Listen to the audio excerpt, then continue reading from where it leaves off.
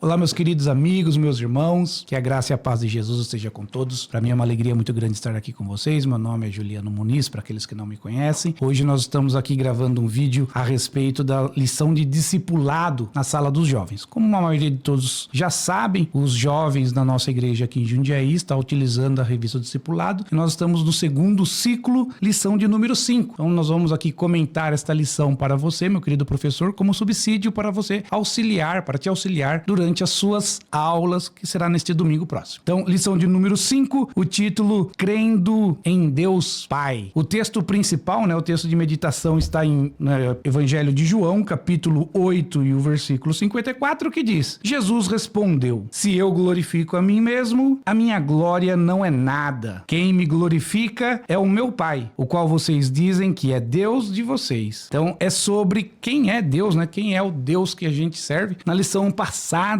vocês estudaram conhecendo o Deus Trino, que é a lição a respeito da divindade e da trindade. Então, crendo no Deus Trino. Daqui para diante, vamos especificar cada uma das pessoas. E a primeira delas, obviamente, é crendo em Deus Pai. O comentarista, dessa lição aqui nesse momento, ele vai na parte introdutória, ele vai relembrar o credo dos apóstolos, o credo apostólico. E tá aqui na proposta pedagógica, tá somente na lição dos professores. Então você, professor, dê uma lida aqui nessa proposta pedagógica, porque a primeira cláusula do credo apostólico é praticamente o tema dessa lição. Então, é um credo bastante conhecido, principalmente para os católicos é bastante conhecido, mas que diz assim: creio em Deus Pai, Todo-Poderoso, Criador dos céus e da terra. Esse credo está aqui na lição, na proposta pedagógica, porém, possivelmente o seu aluno não terá isso na lição dele, mas o que você pode fazer é sugerir a ele que na nossa declaração de fé, lá no finalzinho, nos apêndices, também tem esse credo apostólico. Na verdade, tem todos os credos ecumênicos. O primeiro deles é o credo apostólico. Você pode ler com seus alunos na sala de aula.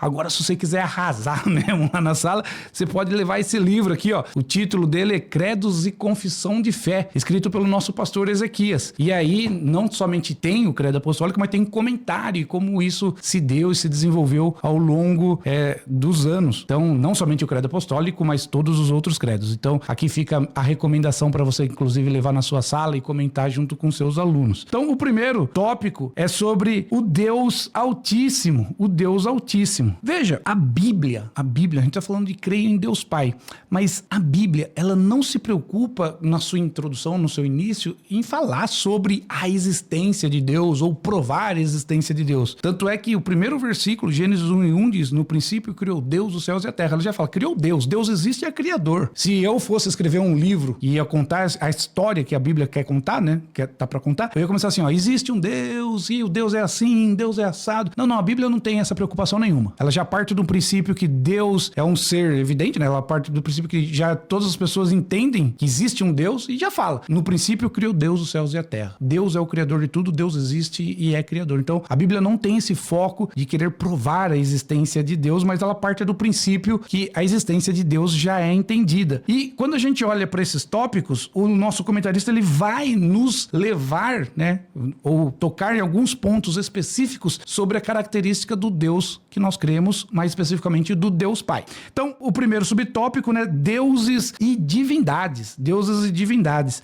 Veja, todo ser humano, as pessoas ao redor do mundo, por isso que eu comentei que até mesmo a Bíblia já não precisa, mas as pessoas ao redor do mundo, elas creem numa divindade. Eu vou pôr divindade entre aspas, a gente usa essa expressão divindade. Na verdade, divindade existe só uma, que a gente conhece, que é o Deus. Ouve, ó Israel, o Senhor teu Deus é o único Deus. Então só existe um, todos os outros que levam um nome de divindade ou de Deus são falsos deuses. Mas todos os seres humanos, todas as culturas, eles buscam por um ser superior como se fosse uma divindade. Apenas só o fato das pessoas imaginarem que após essa vida tudo acabou, não existe mais sentido para essa vida, não tem propósito, já é devastador, é amedrontador. Então, por causa disso, as pessoas em si já começam a idealizar uma entidade superior. Então, quando a gente olha para o Deus da Bíblia, que é o Deus que nós servimos, nós já entendemos claramente que o Deus ou a entidade que as pessoas buscam, na verdade, é a divindade revelada pela palavra de Deus. Então, essa ânsia ou essa sede por um ser superior só pode ser suprida pelo Deus em que nós servimos, pelo Deus criador de todas as coisas. Tanto é que um dos tópicos, que é o último tópico, é o Deus criador. É essa busca que nós temos para voltar aquilo que nós havíamos perdido lá no Éden, né? As pessoas não vão saber isso a princípio, né? Necessitaria de muito mais estudo teológico. Mas o que a busca que elas estão é buscar a paz novamente com Deus. E essa paz só poderá ser suprida através de Jesus Cristo. E por causa dessa ânsia, muitas divindades apareceram. Se você ler esse primeiro tópico aqui, né? Você vai ver que o comentarista, ele faz até o uso de monoteísmo, politeísmo, panteísmo. Enfim, você, querido professor, você pode realmente estudar esses nomes, né? Então, monoteísmo é quando a pessoa crê na existência de um único Deus. O politeísmo é quando ele crê na existência de vários deuses. Aí, entre monoteísmo e politeísmo, existe uma frase, uma palavra chamada monolatria. O que é monolatria? É o tipo de pessoa que acredita na possibilidade de vários deuses, ou até acredita em vários deuses, mas adora um só, né? O politeísta adora todos. E aí tem o panteísta, que não só adora vários deuses, mas que acredita que tudo é Deus, né? A árvore é um Deus, o céu é Deus, a água é Deus, a vaca é Deus, o rato é Deus, enfim. E entre esses grupos, né, monoteísta, politeísta, panteísta, tem também os teístas, deístas e ateístas. Então fica aí de dever de casa para você, professor, estudar isso, mas é para você aprofundar um pouco mais no conhecimento. Então, teístas é aquele que crê na existência de um Deus e esse Deus interage conosco. Os deístas é aquele que crê em Deus, mas Deus deu corda no mundo e largou o mundo para trás. E os ateístas são aqueles que afirmam a inexistência de Deus, né? Então eles pensam assim, eu creio que Deus não existe, né? E aí também tem agnósticos, né, que dizem que não é possível ter certeza a respeito disso. Mas são várias formas que as pessoas se encontraram para crer numa divindade, Nós, cristãos, nós somos monoteístas. Ouve, ó Israel, o Senhor teu Deus é o único Deus. Jesus disse isso, Deus é o único Deus, Deus é um só. Então nós cremos num único Deus. Nós vimos na aula passada a respeito disso, né? Deus trino. O segundo subtópico, aí aqui é uma palavra terrível, né? Incognoscível. Ai, que palavra. Incognoscível. Terrível até de falar, né? Eu acho que até a palavra incognoscível deveria ser incognoscível. O que significa essa palavra? É aquilo que não se pode conhecer. Deus Pai, ele, por toda a sua essência, ele é impossível de ser conhecido por nós, criaturas. Nós, criaturas, somos finitos e Deus é infinito. Isso é até interessante porque o céu, quando nós morarmos no céu, quando nós tivermos corpos glorificados, nós estaremos no céu e cada dia, vamos por dia, né? Não existe dia no céu, mas vocês sabem muito bem disso, mas cada instante no céu, que vai ser eterno, será um instante em que Deus se revelará cada vez mais para nós e nós todos os dias ficaremos encantados com Deus. Nós não saciaremos de nos encantar com Deus, porque Ele é infinito e nós somos finitos. Vocês entendem? Então, a eternidade inteira será insuficiente, né? Não sei se eu posso dizer assim. Ou nós precisaremos de uma eternidade toda para compreender Deus. Mas, enquanto não estamos na eternidade, estamos neste mundo, o comentarista usa essa expressão, né? Incognoscível. Deus não é possível compreender na mente humana. Inclusive, se você olhar em Romanos capítulo 1 e o versículo 19, né, que é o próximo tópico, né, que ele prova a si mesmo, mas a gente já vai lá, mas fala assim, ó, aquilo que de Deus se pode conhecer, Deus nos revelou. Então, Deus mesmo entende claramente que nós somos incapazes de conhecê-lo. E essa incapacidade de conhecer a Deus, que é o Deus revelado pela Bíblia, é uma evidência de que a religião cristã, né, o Deus da Bíblia não é uma invenção humana. Esse é um ponto. O Deus da Bíblia não é uma invenção humana. Se você olhar as divindades anteriores a Jesus e as religiões, né, posteriores a Jesus, você vai perceber que existem características muito humanas nessas religiões. Por exemplo, as anteriores a Jesus, que são os grandes mitos e as grandes mitologias e tudo mais, eles vêm para focar assim, eu não sei como isso funciona no universo, então é Deus que fez isso. Cai um relâmpago no chão, um relâmpago, o que aconteceu? Eu não sei, existe o Deus relâmpago. Pegou fogo, eu não sei o que é esse fogo, então existe Deus do fogo. Então, é uma maneira de você tentar explicar a humanidade, explicar os fenômenos colocando Deus. Mas é só para satisfazer uma curiosidade humana, né? Que é o chamado Deus das lacunas, né? Depois de Jesus, você vai ver que a ciência já vem se desenvolvendo, então o Deus das lacunas desaparece, né? E depois de Jesus, as divindades que se aparecem, ou as novas formas de religião, ela é um pouquinho diferente. É um ser que se apresenta para uma única pessoa, sabe? Então, todo mundo tem que crer no que aquela pessoa viu. Ninguém é testemunha, só ele viu e tudo mais, e as pessoas têm que seguir ele. Então, grande parte das religiões posterior ao cristianismo é uma religião que a entidade, a divindade lá que eles seguem, se revelou ao seu fundador. Enfim. Mas quando você olha para o Deus da Bíblia, você vai entender que o Deus da Bíblia, ele é ímpar, ele é incomparável. Veja só. Você acha que foi um ser humano, uma pessoa que criou, que desenvolveu, que idealizou esse Deus? Não faz o menor sentido. Tenta pensar no Deus, o Deus de Jacó. Pensa no Deus de Jacó. Óbvio que eu vou falar o Deus de algumas pessoas, mas é o mesmo Deus. Mas pensa no Deus de Jacó. Um Deus invisível, numa região que era politeísta, né? Várias pessoas criam. Então cada um deles tinha seus deuses. Mas um Deus invisível que fere a coxa dele e exige fidelidade eterna. Ah, rapaz, desculpa. O Deus tá aqui para me ajudar, não para me machucar, né? Ou o Deus de José. Deus de José dá um sonho a José, que esse sonho que ele deu a José, quando é contado, vai fazer com que esse sonho gere ciúmes nos seus irmãos, ao ponto de vendê-lo como escravo. E aí depois desencadeia várias catástrofes na vida dele. O Deus de Jó. Você quer o Deus de Jó, irmão? Você quer o Deus de Jó? Veja que é tudo o mesmo Deus, né? É o mesmo Deus, mas o Deus de Jó. Estava Deus quando vieram os anjos lá, veio junto o acusador, e Deus pergunta pro acusador, de onde você vem? E ele diz, vim de rodear a terra. Aí eu te pergunto, quem foi que citou o nome de Jó pela primeira vez? Não foi o diabo, não foi o Satanás, não foi o acusador. Quando ele diz, eu vim de rodear a terra, Deus disse, você viu meu servo Jó? Você viu Jó? Se Deus não tivesse falado o nome de Jó, a vida dele tava de boa. A vida dele, eu não sei se estaria de boa, mas vocês entenderam? Mas quem trouxe Jó pra pauta foi o Deus de Jó. Você entende? Então, olha, o Deus de João Batista, eu anotei aqui, o Deus de João Batista, chama ele para ser um pregador, para andar errante no deserto, afastado das pessoas, de repente é rejeitado pelos líderes religiosos, e o fim do seu ministério é terminar com a cabeça servida numa bandeja. E aí, esse Deus aí é um Deus inventado pelas pessoas? Você acha que esse Deus é um Deus a ser ofertado, irmão? Se você pegar a carta que Jeremias escreve, né? Jeremias escreve uma carta para as pessoas que estão em Babilônia. Babilônia era o pior momento da terra de Israel. E aí Deus manda escrever uma carta para Babilônia, para os israelitas em Babilônia. E aí Jeremias vai começar a escrever a carta, Deus fala assim, escreva carta para aqueles que eu deportei para Babilônia. Deus diz isso, eu mandei vocês aí. Irmão, me diga, quem escolheria servir um Deus desse? Você tá entendendo? Então, se isso fosse de mente humana, essas coisas nunca estariam escritas como estão. Mas esse Deus não é um Deus de invenção humana. E detalhe, não somos nós que escolhemos a ele, foi ele que escolheu a nós. Você entendeu? Foi ele que nos escolheu.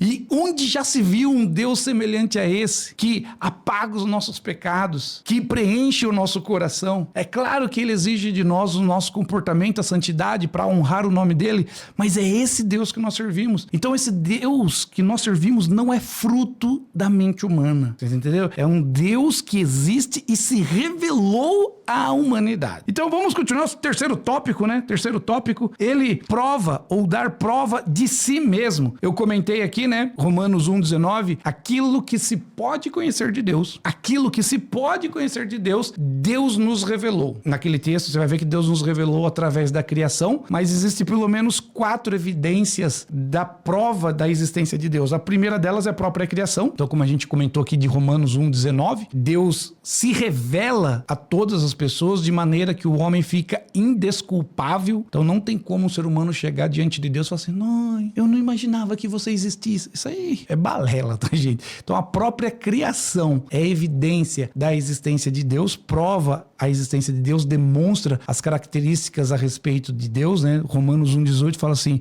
o seu eterno poder e a sua glória se revelam através da criação. Deus é revelado através da vida de Jesus Cristo. Através de Jesus nós conhecemos também quem é Deus. Deus também se revela através da sua palavra. Então a palavra de Deus também é a revelação de Deus. E Deus também se revela através dos seus servos, de nós. Então aquilo que Deus opera em nós mostra características da sua bondade, características que ele possui. Então o homem é indesculpável diante de Deus, porque apesar de Deus ser um Deus incognoscível, né, que não se pode compreender, mas aquilo que se pode compreender de Deus, ele nos revelou. Então, o ser humano, como diz a Bíblia, é indesculpável diante de Deus. E eu quero deixar um versículo, né, Hebreus 11:6, que aqui também faz uma diferença muito importante a respeito do Deus que nós servimos. Hebreus 11:6 diz: ora, sem fé é impossível agradar a Deus, porque é necessário que aquele que se aproxima de Deus creia que, são duas coisas, creia que, primeiro, que ele existe e que é galardoador daqueles que o buscam. Então veja, nosso Deus, ele não apenas existe e é o Criador, e isso é verdade, existe e é o Criador, mas junto com isso, ele é um Deus que se relaciona conosco. Ele é um Deus que é galardoador daqueles que o buscam. Veja, ele quer ser buscado, entendeu? Ele se deixa ser conhecido, ele se deixa ser alcançado. Buscai ao Senhor enquanto se pode achar.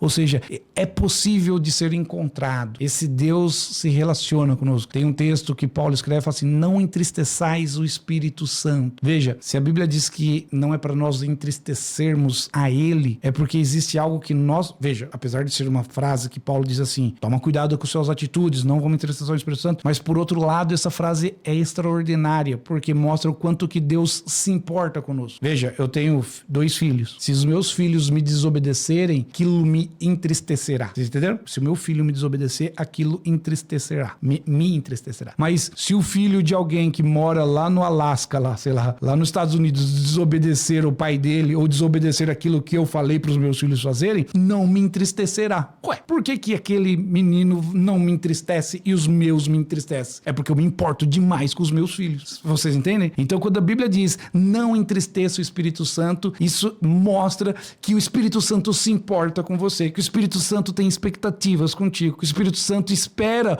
um comportamento de você. Ou seja, apesar de ser o Criador de todas as coisas, o Deus eterno, supremo, todo-poderoso, ele olha para nós, ele olha para você, ele aguarda você. Você consegue entender isso? Que maravilha, irmão! Que maravilha! Então, glorifica a Deus aí que o Criador se importa contigo e não vai entristecer o Espírito Santo, pelo amor de Deus, tá bom?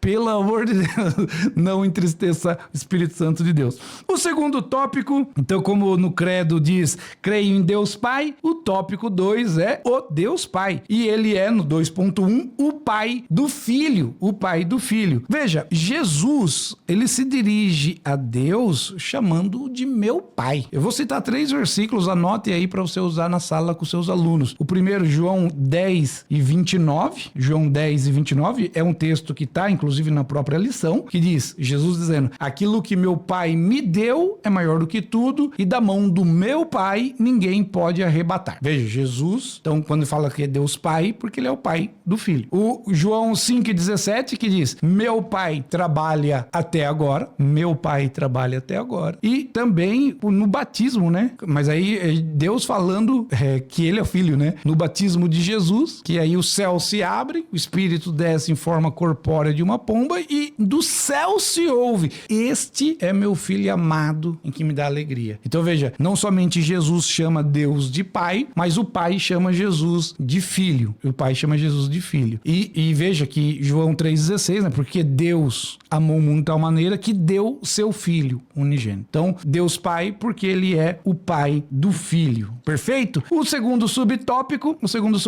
é porque ele também é o nosso Pai. Não somente o Pai do Filho, mas o nosso Pai. Aqui nós temos que fazer uma distinção, tá? Qual que é a diferença do Filho Jesus e do Filho nós como Filho? Primeiro que Jesus é o Filho de Deus, tá bom? Ele é o Filho de Deus. Isaías 9,6 diz assim, um menino nos nasceu, um filho se nos deu. Esse filho que foi dado é o Filho de Deus.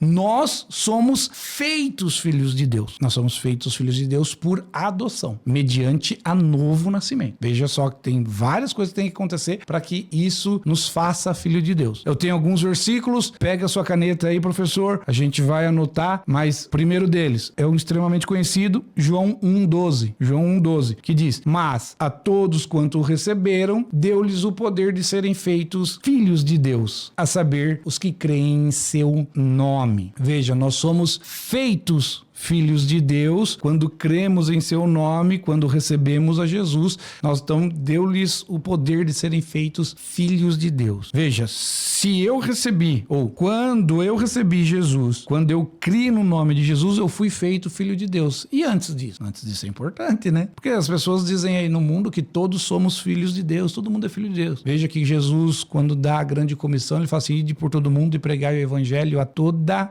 criatura, é isso mesmo, toda criatura. E eu acredito que você entenda muito bem esse versículo ao ponto de entender, de conhecer que Jesus não estava se referindo ao cachorrinho. Vai pregar o evangelho pro gato, pro periquito, pro cachorro lá, pro pet. Não é essa criatura que Deus está falando. Deus está falando a criatura é pregar o evangelho a pessoas. Então ele está chamando essas pessoas de criatura, porque todos somos criatura de Deus. Mas filho de Deus é somente aqueles que receberam Jesus. Então nós passamos do estado de criatura para um estágio de filho de Deus. Continuamos sendo criatura, mas recebemos aí também filho de Deus. Mais um versículo para você, Romanos 8,14. Anota aí, Romanos 8,14. Pois todos os que são guiados pelo Espírito de Deus são filhos de Deus. Ou seja, os filhos de Deus são aqueles que são guiados pelo Espírito de Deus. Romanos 8,14. Outro versículo, Gálatas 3,16. Gálatas 3,16. Pois todos vocês são filhos de Deus. Todos vocês são filhos de Deus,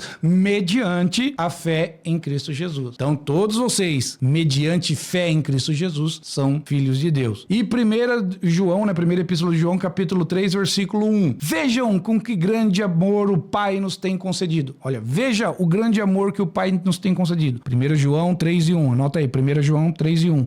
Veja com que grande amor o Pai nos tem concedido, a ponto de sermos chamados filhos de Deus. E de fato, somos filhos de Deus. Por essa razão, o mundo não nos conhece, porque não o conheceu. Aqui não tem nenhuma coisa dizendo assim, vocês são filhos de Deus mediante a fé, ou aqueles que o creem. Não está escrito assim direto. Mas perceba que nós somos filhos de Deus, por isso o mundo não nos conheceu. Veja que ele fez uma distinção. Você é filho de Deus e o mundo não te conheceu. Não te conhece. E aí a gente conhece essa expressão, o mundo, bem claramente. Então, é até interessante você perceber isso, né? Todos somos criaturas, todas as pessoas. Aqueles que recebem Jesus são elevados de criaturas a ser feito filho de Deus. E aqueles que não recebem Jesus, a Bíblia chama de que eles vão para um lugar onde o bicho sofre, mas não morre, né? Aí a Bíblia chama de bicho. Acho que dá até a sensação que diminui de criatura para algo menor que isso até.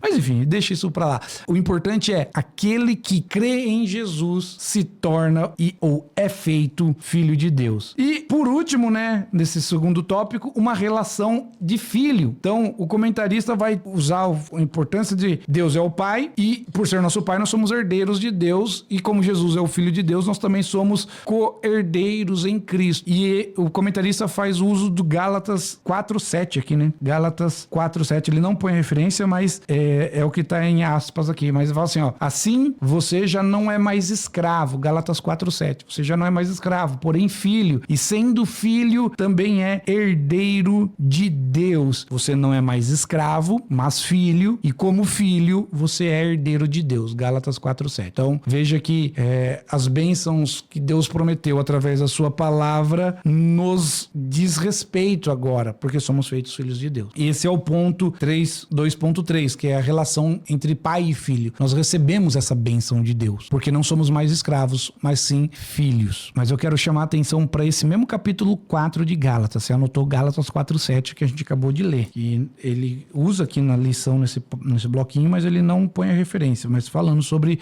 que nós somos herdeiros. Somos herdeiros. Mas eu quero ler com você Gálatas 4:1. Nós lemos o 4:7, nós vamos ler o 4:1, que eu quero chamar a atenção e é interessante você até tocar nesse tópico com os alunos. Paulo escrevendo: digo, porém, o seguinte, Gálatas 4:1. Durante o tempo que o herdeiro, lembra essa palavra, né? Então, no 4:7 vai falar assim: vocês não são mais escravos, são filhos, portanto, sendo filhos, são herdeiros de Deus. Mas veja o 4:1. Digo, porém, o seguinte: durante o tempo que o herdeiro é menor de idade, em nada difere do escravo, mesmo sendo senhor de tudo.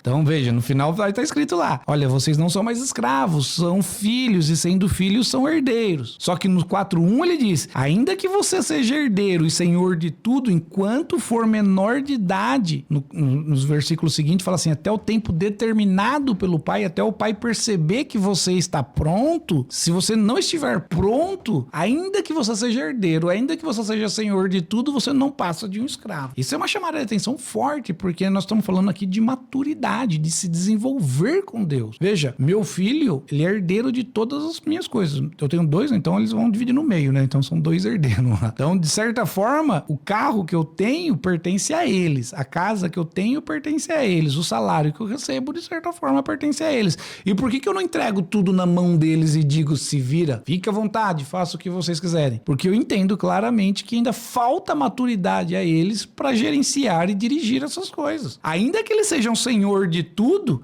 aquilo que eu confio à mão deles depende da maturidade que eles têm. Então, Paulo escreve: digo, porém, o seguinte: durante o tempo que o herdeiro é menor de idade, em nada difere do escravo, mesmo sendo senhor de tudo. Veja, meu irmão, você é herdeiro de Deus, você é herdeiro de todas as coisas, tudo aquilo que Cristo conquistou na cruz é para você. Você aceitou Jesus, diz respeito à tua vida. Em Efésios capítulo 3, se eu não me engano, diz assim que Deus nos abençoou com todas as bênçãos espirituais. Então não nos falta nada. Então por que às vezes a gente fica pensando assim: ai, por que eu não consigo? Por que não dá? É porque nos falta maturidade. Nos falta maturidade para conhecer que Deus, quem Deus é, e aceitar tanto o bem de Deus quanto o mal que Deus nos permitiu acontecer. Nos falta maturidade. Isso fica bem exemplificado no filho pródigo. Quando o filho pródigo retorna, o irmão dele fica muito bravo, muito bravo. E aí ele vai falar com o pai, né? Fala assim: pai, tô tanto tempo contigo, o filho mais velho, tô tanto tempo contigo e o Senhor nunca fez nada pra mim. Aí vem esse seu filho, sabe? Tipo, nem é meu irmão, né? Esse moleque aí vem aí e o Senhor dá essa festa. O pai vira pra ele e fala assim: olha, tudo que eu tenho... Olha as palavras do pai, depois você lê lá em Lucas. Tudo que eu tenho é teu. Tudo que eu tenho é teu. Mas esse teu irmão estava morto e reviveu. Enquanto o irmão, o filho mais velho, não consegue se alegrar com o retorno do irmão, essa falta de maturidade do filho mais velho, ainda que tudo que o pai tem é dele, o pai ainda é o administrador. Você entendeu? O filho mais velho não conseguia fazer uma festinha pra ele porque tava na mão do pai as coisas. O pai não entregou tudo na mão dele porque ele ainda não via maturidade no filho mais velho ao ponto de se alegrar quando o filho mais novo chegasse, o irmão dele. Então, vamos crescer, meus irmãos. Vamos nos alegrar com os que se alegram, chorar com os que choram, parar de ficar medindo a nossa vida com a vida dos outros, orarmos, termos compaixão. Vamos nos desenvolver em maturidade com Deus, porque nós somos herdeiros, não somos escravos. Mas enquanto o herdeiro ainda é menor de idade, não muda nada em relação a um escravo. Então nós precisamos amadurecer. Terceiro tópico, já caminhando para o final: Deus, o Criador. Lembra? Crê em Deus Pai, Todo-Poderoso, Criador. E aí o primeiro tópico aqui é do céu e da terra, o segundo tópico do ser humano e o terceiro de uma nova vida, do céu e da terra. Bom, nós entendemos claramente, a Bíblia diz isso muito claro, que o Senhor Deus é o Criador de todas as coisas foram feitas por Ele. Óbvio que esse versículo fala a respeito de Jesus, mas e sem Ele nada do que foi feito se fez, mas deixa claro que Deus, o Criador, criou todas as coisas que existem.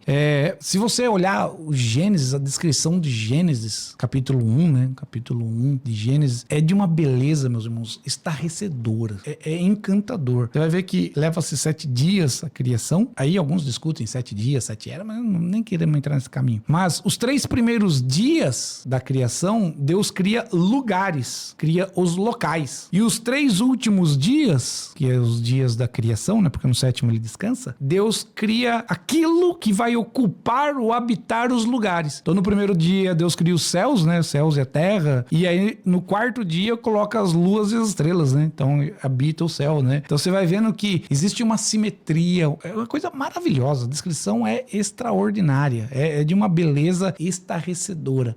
E quanto mais a ciência desenvolve, quanto mais a ciência cresce, quanto mais a ciência conhece, mais o nome de Deus é glorificado. Mais o nome de Deus é glorificado. Porque quanto mais complexo as coisas ficam, mais nós olhamos e vemos o quanto o nosso Deus é poderoso. Você vai ver que nada é simples. Irmãos, nada é simples. Uma gota de água não é simples. Uma folha de uma árvore não é simples. Um grão de areia não é simples. Uma gota de sangue não é simples. Entendeu? Isso olhando cada vez para o menor, né? Para o micro. Se você olhar para o macro também, né? Sistemas solares não é simples.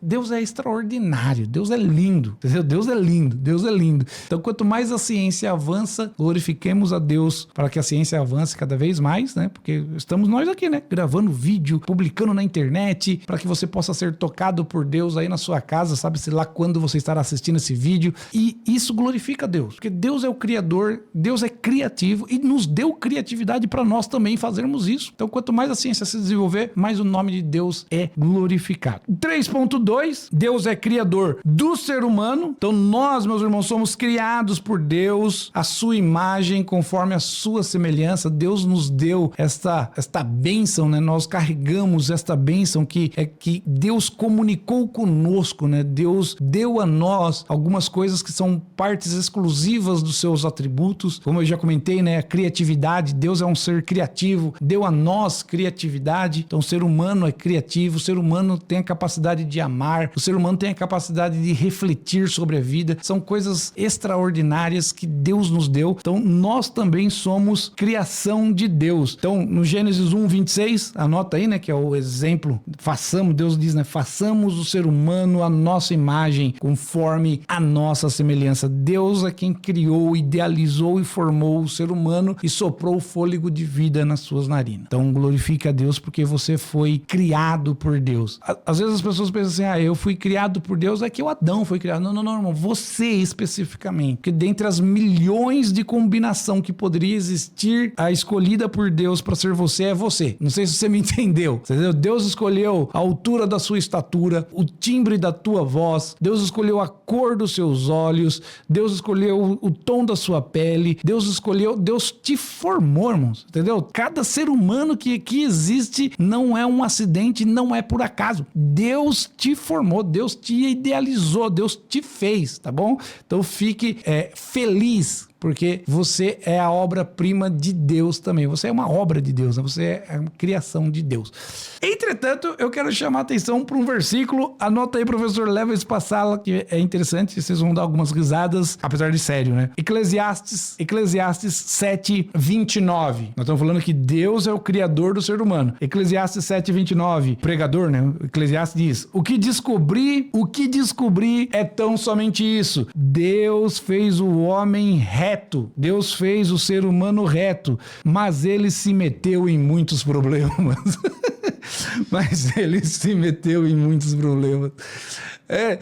É sério, vai dar umas risadas, né? Leva lá pra sua sala, Eclesiastes 7:29. O que descobri é tão somente isso, que Deus fez o ser humano reto, mas ele se meteu em muitos problemas. Tradução NAA mesmo, tá? Ai, meu Deus do céu.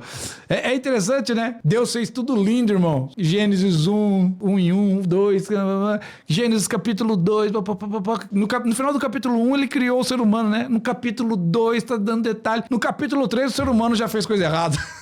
Mas não, a Bíblia é desse tamanho, irmão. Olha o tamanho da Bíblia. Mas não deu 3 páginas da Bíblia, o ser humano já fez o que não devia. Já fez o que não devia. Já deixa claro quem nós somos, né, irmão? As escolhas que a gente faz, nós precisamos de Deus, meu querido. Nós precisamos de Deus. Precisamos voltar ao nosso Criador. Continuando, e aí já indo pro final, tópico 3, subtópico 3, é também o Criador de uma nova vida. Então Deus fez tudo perfeito, como a gente viu em Eclesiastes, o ser humano foi lá e bagunçou tudo, mas Deus também é riquíssimo em misericórdia. Deus é riquíssimo em misericórdia. Ele é o doador da vida e nos dá nova vida. Se eu falar nova vida novamente, eu acho que é redundância, né? Mas nos dá uma nova vida para aqueles que assim o quiserem, e essa vida é dada através de Jesus Cristo. Então, glorifique ao Deus que te fez e te salvou. Tem gente que fala assim, se Deus já sabia que o homem ia pecar, por que que ele não impediu? Por que que Deus não mudou? Por que que Deus não fez diferente? Por quê? Esse monte de baboseira. Mas entenda que, com relação ao pecado do ser humano, com relação ao pecado do ser humano, Deus foi aquele que pagou o maior preço. Você entendeu? Deus pagou um preço maior. Quem pagou o preço mais caro foi o próprio Deus, foi o próprio Jesus. E ele morreu em nosso lugar sem ser culpado. Ele aceitou o nosso culpa. Então, se Deus quisesse parar, não era por causa de mim ou por causa de você, era por causa do filho dele. Mas mesmo assim, ele continuou, porque te ama, quer se relacionar contigo, porque quer você no céu com ele. Mesmo que isso custasse a vida do filho dele, mesmo que isso lhe custasse a cruz. Ele olhou todo esse plano e disse, vale a pena ainda. Vale a pena. Vai custar a vida do meu filho, vai custar o sofrimento, vai custar a crucificação. Mas vale a pena, porque o Juliano vai crer em mim, você vai crer nele, e nós estaremos na glória com ele por toda a eternidade. Então ele disse que vale a pena isso, por isso ele continuou. Então glorifique a Deus, porque ele está te dando uma nova vida. Amém? Então Efésios 2:1 de Efésios, ele, Deus, né, nos deu vida. Ele lhes deu vida quando nós estávamos mortos em nossas transgressões. Então Deus, que é rico em misericórdia, viu a gente morto em nossas transgressões, ele nos deu vida. E aí, para concluir, é só reiterar, meus irmãos. Creio em Deus Pai, Criador de todas as coisas, que fez também o universo. Fica aqui minha recomendação da leitura do livro do pastor Ezequias, Credos e Confissões de Fé. Leve para a sua sala de aula a declaração de fé, que eu acredito que todos devam ter. Eu não sei se todos têm o livro do pastor Ezequias, mas também deveriam ter. Que Deus abençoe a sua vida. Para mim foi uma alegria muito grande estar aqui contigo. Se você aguentou me ouvir até agora, não sei quanto tempo deu, eu vou pedir eu te desafio. Escreva aí no comentário, eu creio em Deus Pai Todo-Poderoso, tá bom? Então eu quero ver quem foram os guerreiros que chegaram até aqui comigo, e comentem aí embaixo, eu creio em Deus Pai Todo-Poderoso. Amém, meus irmãos? Para mim foi uma alegria muito grande. Que Deus continue abençoando a sua vida, que Deus abençoe a sua família, Deus abençoe as suas aulas e os seus alunos. Fiquem em Cristo, em nome de Jesus. Tchau, tchau.